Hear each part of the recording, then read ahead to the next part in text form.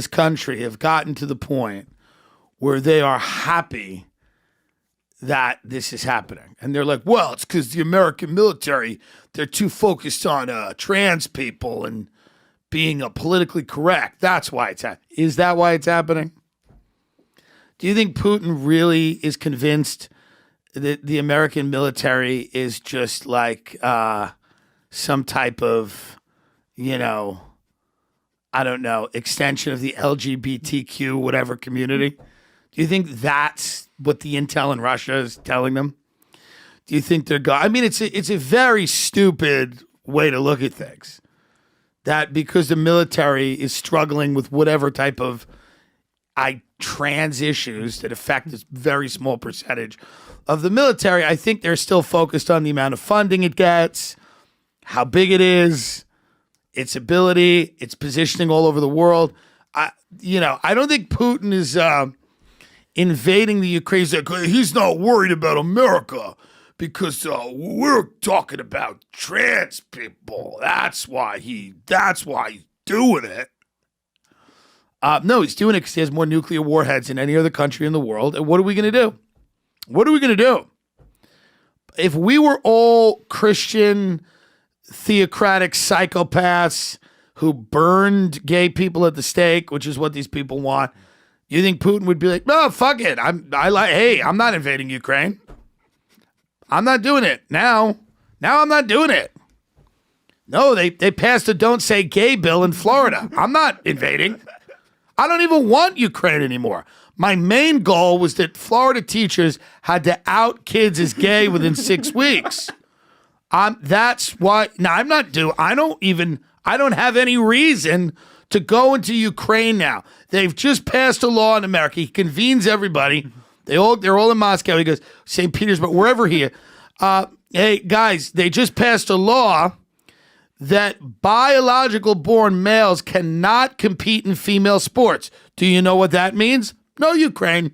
Service our debt, our inability to, basically print the kind of money that we've been printing to keep everybody off the streets, which hasn't worked. This is when you become a bad earner in the mafia and you get whacked. You can become a bad earner. Yeah, you become a bad earner right now. We're bad earner. We got a lot of It's debts. when somebody in the mafia movie starts looking at a picture of you from the good times with a sadness in their face. Yeah. They take a picture, they look at you when you guys all went to like Aruba and you went, that was fun. He used to earn. That's where we're getting to. He's got a lot of debts now. We don't know how to really get him out but of this. I think business is common. It could be weed, it could be prostitution.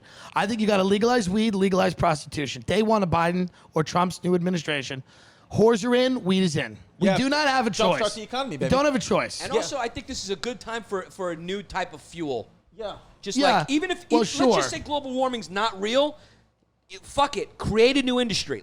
Even if global warming is a fake thing, this is a good time to just start a new type of, charge things with Chris's farts. Whatever it is, the industry, whatever it is. They just create jobs around those farts and let's go.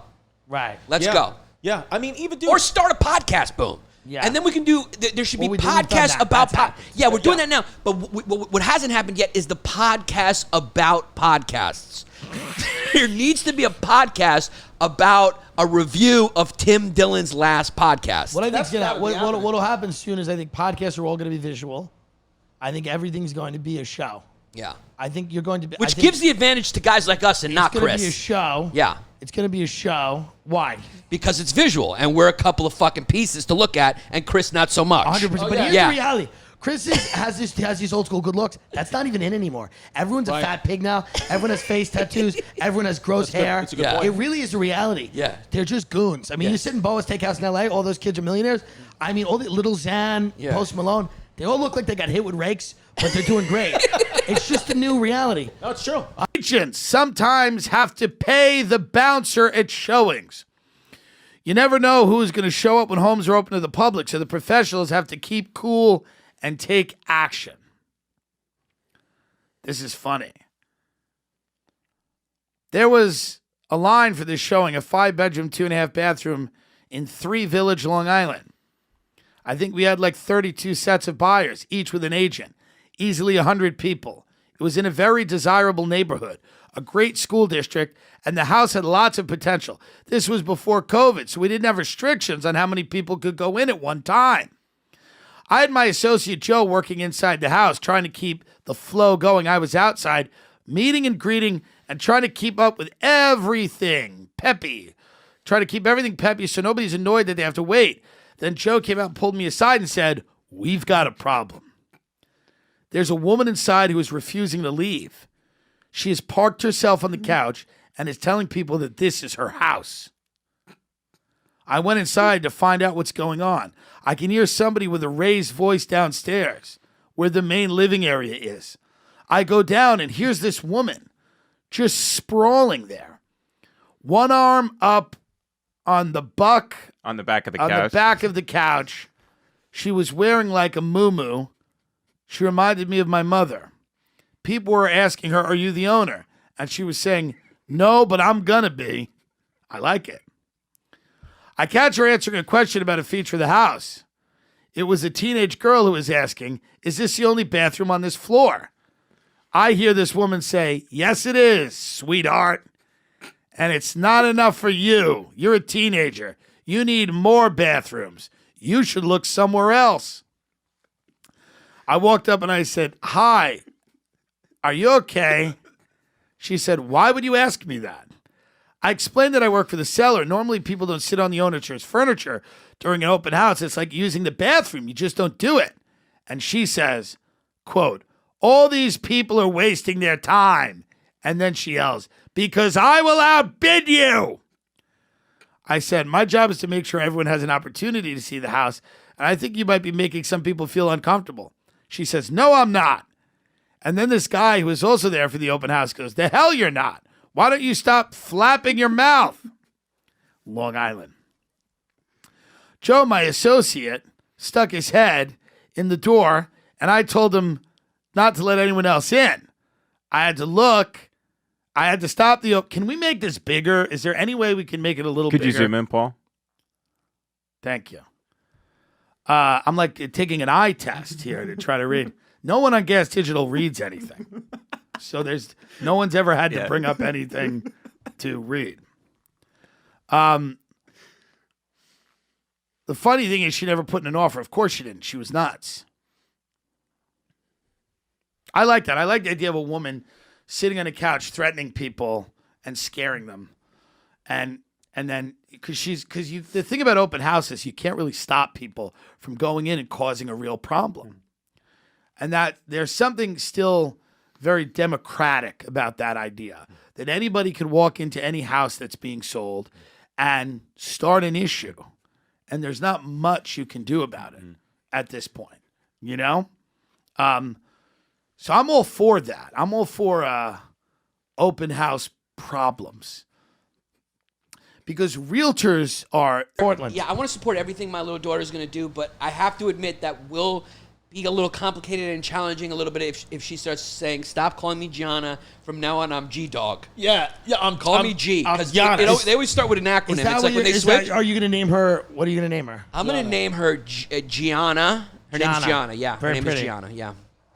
And I hope she becomes G-Dog. yeah. I hope she starts... That'd be great. She Imagine said, that she's "Refer the to me new as cheese on the G-Dog." podcast. She's going to have a great life. I'm going to invite you guys up to the compound, right? She's going to sit on Uncle Timmy's lap. Uncle Timmy's going to tell her about the ways of mortgaging in the world. Yeah. Dude, the first time he ever met my daughter, he tried to sell her a pool. Yeah. As Swear to soon as he God, walked in, he was like, "I got a beautiful in-ground Well, pool." I told her, I said, "Your father's making a little coin, but let's be honest, you got to start getting proactive with him. And let's start, you know, if you want to call me to few his bank account numbers, let's do some experiments and we'll make him happy. Yeah, my daughter's We'll sitting just there make him money." My daughter's sitting there with Elsie and Anna dolls like that. It was great. By the way, it was either that or talk to, who was at that Fucking party? Chris Farley's brother. Yeah, I was like, let's move on.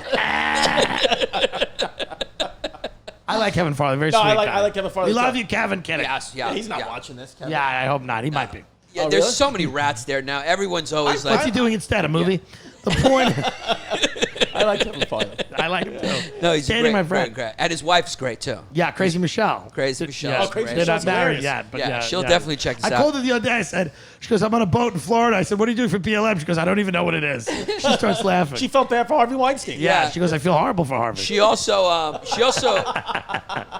Gomez came last night to Stress Factory. We were talking about how crazy Michelle is. Yeah. Just a con artist, a true con artist. Yeah. Yeah. Her whole Which is life. great. Yeah. She came yeah. in But I respect that. Yeah. Me and Tim were taping a podcast episode of his in the hotel. She she came in with a gift for him. Yeah. And it was A re-gifted, it was an so obvious. obviously re-gifted gift. She gave us a midriff. I was a sweater. It was my It was midriff. like a size medium sweater. There's a medium for like Bergdorf Goodman. I'm like, let's get real.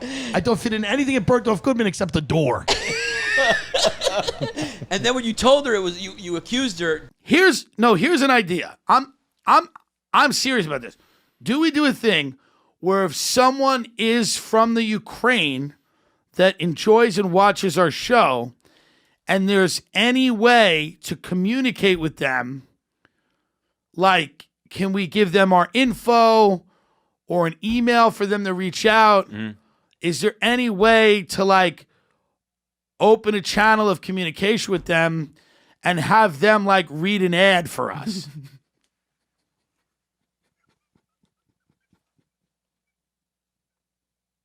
Is there any possible way for them to read like an advertisement for us? There was a Ukrainian open micer that DM'd me 4 days ago who wanted to come on the show. Why? I mean, why is that coming out now?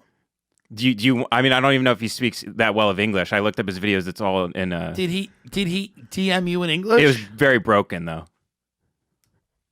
I just don't understand why you would bring that up now when that would have been great. We should have had him on. Why would you not bring that to me? I was flying. I forgot. I mean, that would have been great, right? Is he still in the Ukraine? Well, I also don't know if he's a bad egg. He might be a bad egg over there. Ben, you fucked up here. Stop trying to say he's like some Nazi now. I'm not saying he's a Nazi. You're accusing him of being a Nazi. You're slandering him because you didn't bring him to me and say he should be on the show. Where is he now?